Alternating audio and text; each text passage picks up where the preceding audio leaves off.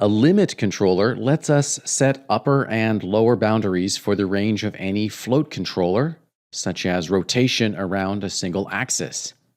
We'll use a limit controller on the claws of this robot arm in order to prevent them from rotating too far.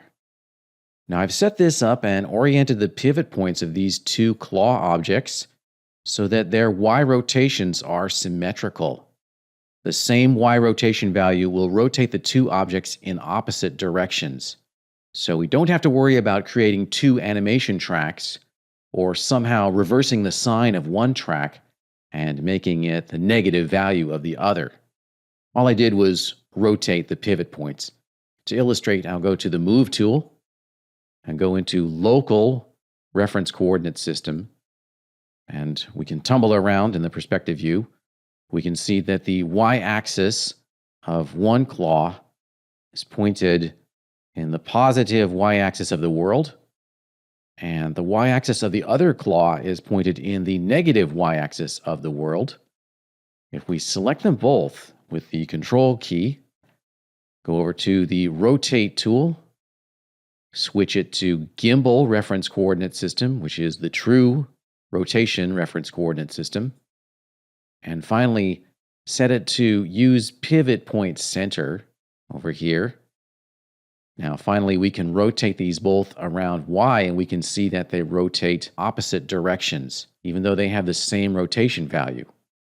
I've got angle snaps turned on. I can turn that off and get a little bit smoother motion. Let's test the values that we need for the limit controller. Getting close on the front view, right-click in there and press the Z key to zoom in and test the rotations.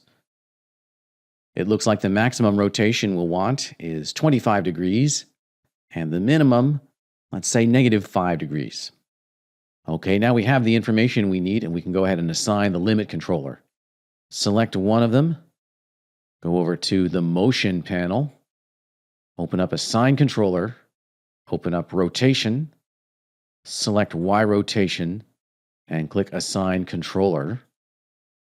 From the Assign Float Controller dialog, choose Float Limit and click OK.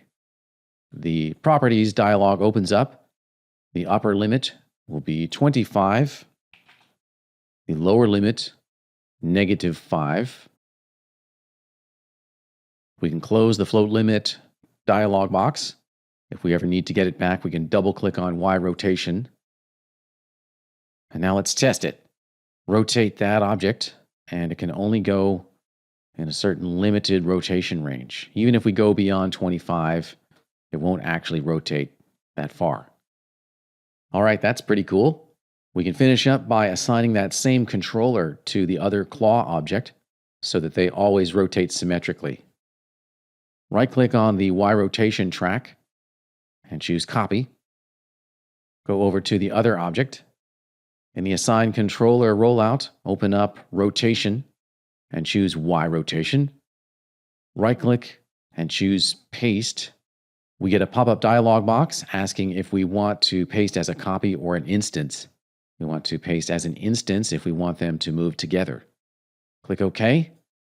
And now if we select either one of them and rotate in Y, they both rotate together in opposite directions, and only within the limits of -5 to 25 degrees.